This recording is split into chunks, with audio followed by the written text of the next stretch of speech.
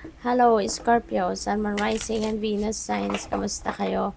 Sana po ay nasa mabuti kayong kalagayan. Welcome back po sa Star Tarot. Kung bago kayo rito, welcome din kayo. Thank you for your support. I truly appreciate it. God bless you all, Scorpio. Pauna mensahe po ninyo, talent. Ayan. So, maaari na you are going to focus on enhancing your talent sa ngayon. Maybe you're honing your talent. Maybe you're looking for someone na makakapagturo sa'yo, no? Or makaka-guide sa'yo kung paano ninyo gagamitin, saan ninyo gagamitin, or kailan ninyo gagamitin ang inyong mga talento. Or maaari din, ang iba sa inyo ngayon is enjoying your talents kasi baka ngayon nyo pa lang ito nadidiscover. Kaya, congrats and good luck. We have home, and so napaka-exciting din ito kasi baka ang iba sa inyo rito have acquired a new home. Baka ang iba sa inyo bumili ng bagong bahay, bagong condo, no? So you are maybe moving into a new place, 'di ba? Natitirahan ninyo. So this is really good. Pwede rin ang iba sa inyo rito baka kayo yung nagbebenta ng bahay, no? Baka binebenta ninyo ang inyong bahay. It is also possible na ang iba sa inyo siguro is renovating a house. Maaring bahay ninyo, nire-renovate ninyo, no? So, maaring yun ang mga pagkakaabalahan ng iba sa inyo. Life purpose. Wow, napakaganda rin. Kasi siguro at this time, you already have found out kung ano yung inyong purpose sa buhay.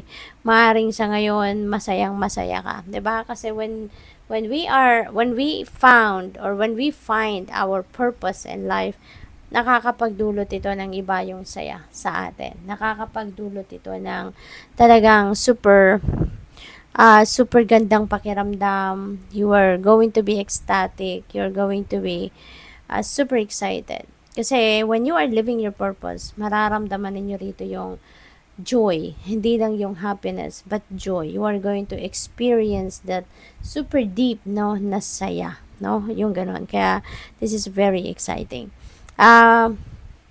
Pwede rin na ang iba sa inyo rito, baka panawagan ito sa inyo, na hanapin mo na kung ano yung inyong purpose in life, no? Figure out na kung ano yung inyong mission sa buhay. We have financial health. Ayan. So, some of you, Scorpio, is siguro improving your financial health sa ngayon. Baka you are, kumbaga, you're experiencing the healing, kumbaga, no, ng inyong financial health. Kasi baka merong pinagdadaanan ng iba sa inyo na problema, pangkaperahan, for whatever reason, no, maaring may mga ganon. Pero ngayon, mag-i-improve na, maaring breakthrough is coming in, at magiging maayos na ang inyong kalagayan pang pinansyal, no? So, your financial health is going to improve. So, what else?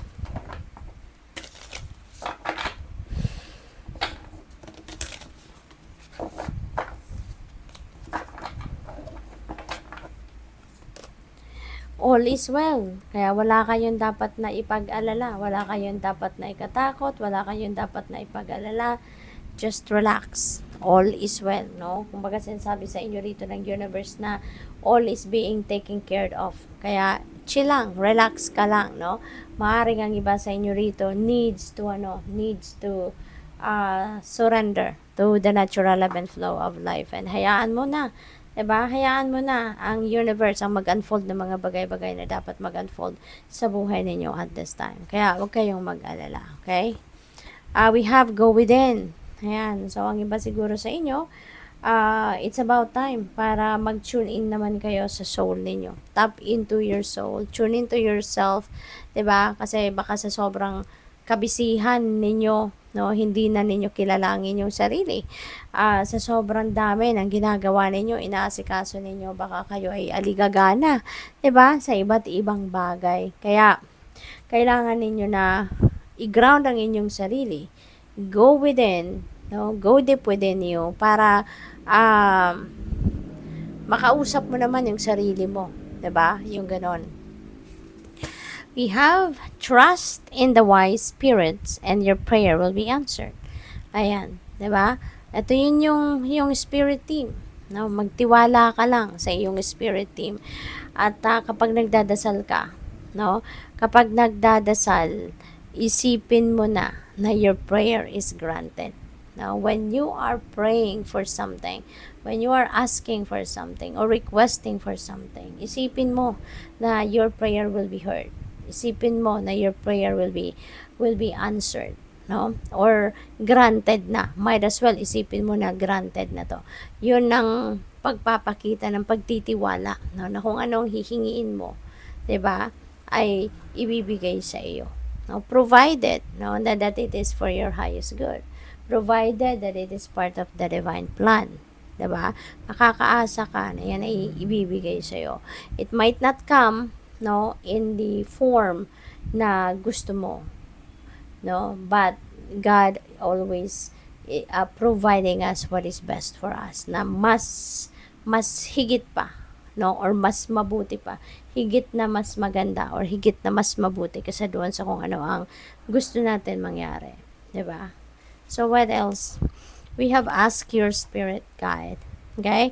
Tanungin mo yung inyong spirit guide. Ask for, maybe you need to ask for a sign. Maaaring meron kang urgent na kailangan. Baka gusto mo ng guidance sa ngayon. No? Your spirit guide is also there para nagpaparamdam sa'yo na I am here, ask me. Diba? I am here. Mingi ka ng tulong sa akin, reach out to me, yung gano'n, no?